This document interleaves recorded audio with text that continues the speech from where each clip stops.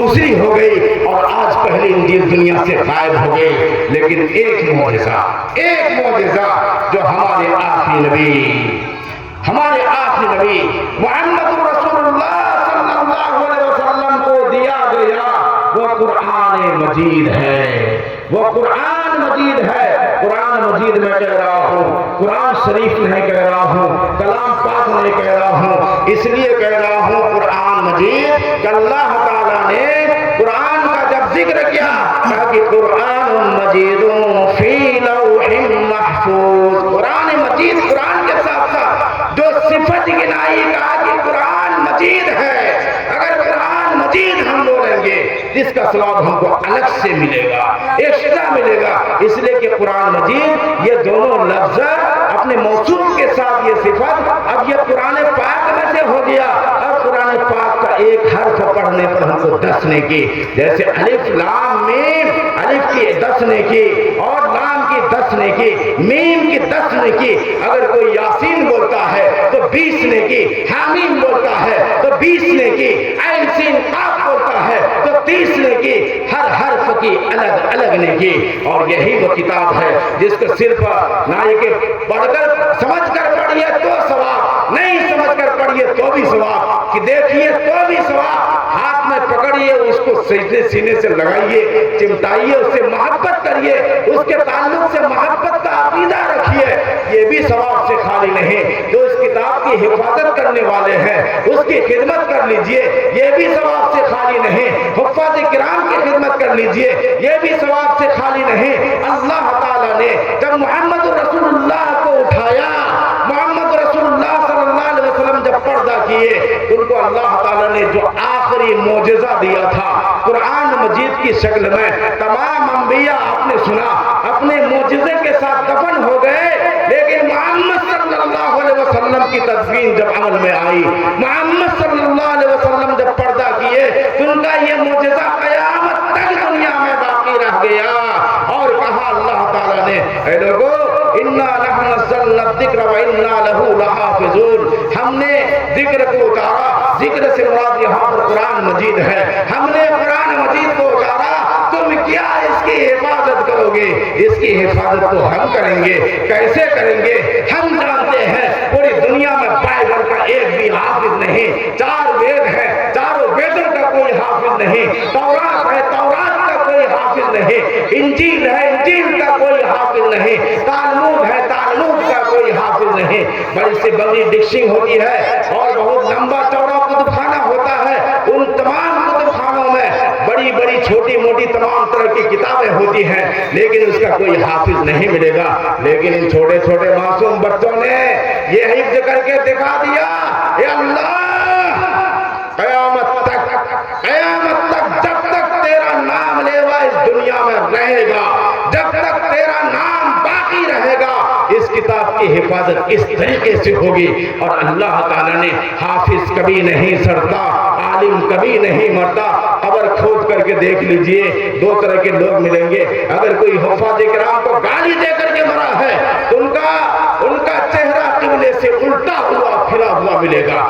قبر میں رکھنے کے بعد آپ چہرے کو لاکھ سیدھا کر دیجئے۔ ہم لوگ قبر میں کرتے کیا ہیں؟ مردے کو نیت اتارتے ہیں، مردے کو اتارنے کے بعد میں اس کے چہرے کو قبلہ رخ کر دیتے ہیں۔ قبلہ رخ نہیں ملے گا وہ آدمی جو کہ حافظوں کو گالی دیتا تھا، علماء کو گالی دیتا تھا، مدرسے کے خدام کو گالی دیتا تھا، اور علم دین کی حفاظت کرنے والوں کو گالی دیتا تھا۔ اس کا چہرہ آٹومیٹک طریقے سے ان کا چہرہ قبلے کی طرف سے مڑا ہوا ملے گا۔ آپ قبر کھود کر کے دیکھ لیجئے، حفاظ کا سینہ بالکل محفوظ ہوگا، پورا جسم سڑ جائے گا۔ لیکن اللہ تعالیٰ نے کیا کہا ہے؟ ہم تو اس کتاب کی حفاظت کریں گے۔ اے حفاظ کرام، تم دنیا میں اس کتاب کی حفاظت کرنا، تمہارے سینے میں یہ دفن کر دیا ہے میں نے۔ اس کو بولنا یہ مکھ پاتر ہے، اس کو بولنا، اس کو ہر جگہ بولتے رہنا۔ اور دیکھو تمہاری زبان پر جب اللہ کا کلام آ گیا ہے، اس زبان پر اب گالی گلوچ یا دوسری جو واہیات کی باتیں ہیں، جو سب و شتم ہے، الٹی سیدھی بات آپ نہیں ہونی چاہیے آپ کی زبان پر۔ ہم لوگوں کا بچہ جب مکتب سے واپس آتا ہے تو بچہ بولتا ہے پہلا کلمہ طیب مانا رے بولو، طیب مانا کیا ہوتا ہے؟ پاک، ہر بچہ جانتا ہے، ہر آدمی جانتا ہے طیب مانا پاک۔ پتہ یہ چلا یہ کلمہ پاک، یہ قرآن پاک، یہ قرآن کہاں جاری ہوگا؟ وہی زبان پر جاری ہوگا جو زبان پاک ہوگی، یہ اسی سینے میں محفوظ رہے گا جو سینہ پاک ہوگا۔ یہ چھن جاتا ہے جب تک ہم پڑھتے رہیں گے، جب تک ہم اس کی حفاظت کرتے رہیں گے، جب تک اپنی زبان کی حفاظت کریں گے، اپنی نگاہ کی حفاظت کریں گے، اپنے کان کی حفاظت کریں گے، اپنے دماغ کی حفاظت کریں گے، یہ قرآن محفوظ رہے گا۔ ورنہ یہ قرآن ہمارے گھروں سے چھن جائے گا، گھروں سے اڑتا ہوا چلا جا رہا ہے۔ بیٹی کو دہیج دیا قرآن، جب بیٹی سسرال گئی وہاں جا کر کے قرآن کھولا، اور قرآن کھول کر کے خالی وہ جھوم رہی ہے۔ ساس نے کہا کہ جھوم کیوں رہی ہے؟ بیٹا ہمارا مولوی بن گیا اور کبھی اسکول کا منہ نہیں دیکھا۔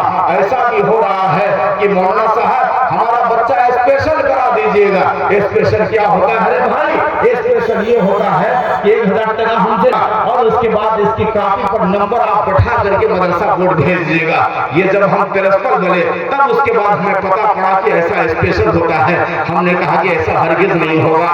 اگر بچہ تمہارا امتحان دے گا تو کاپی جو اس کاپی کو چیک کیا جائے گا اور جو نمبر بٹھایا جائے گا وہی نمبر جائے گا۔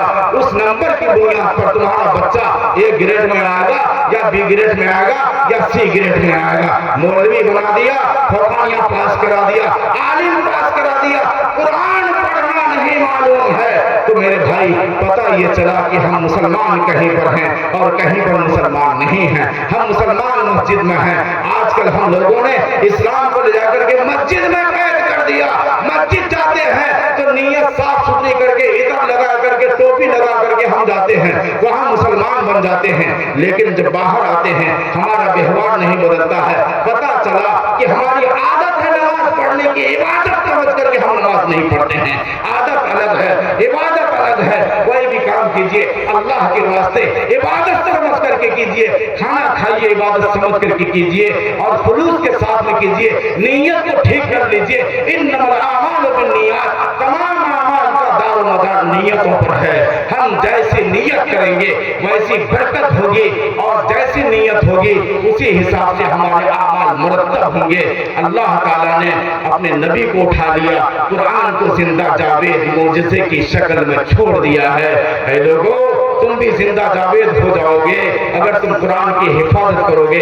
اللہ تعالیٰ سے دعا کریے اللہ ہم سب کو قرآن پاک پر عمل کی توفیق نصیب فرمائے۔ ہم اپنے آپ قرآن پاک سے جڑ جائیے، اپنے بچوں کو جوڑ دیجئے۔ یہ رمضان کا مہینہ آ رہا ہے، رمضان کے مہینے میں اللہ تعالیٰ نے قرآن پاک کو اتارا۔ صحابہ کرام کا معمول یہ تھا کہ جیسے ہی رمضان کا مہینہ آتا تھا اس کی آمد سے پہلے اس کی تیاری کرتے تھے۔ تیاری کس طرح کرتے تھے؟ صحابہ کرام فرماتے ہیں وَأَكَبُّوا عَلَى الْمَصَاحِفِ فَقَرَأُوا الْقُرْآنَ، وہ مصحف پر یعنی قرآن پاک پر دونوں ہاتھ زمین پر رکھ کر کے جس طرح بوڑھا آدمی پڑھتا ہے وہ مکمل طریقے سے یکسوئی کے ساتھ میں پڑھتا ہے، اسی طرح سے قرآن پاک کو سامنے رکھ کر کے وہ ان دنوں کو گزارتے تھے۔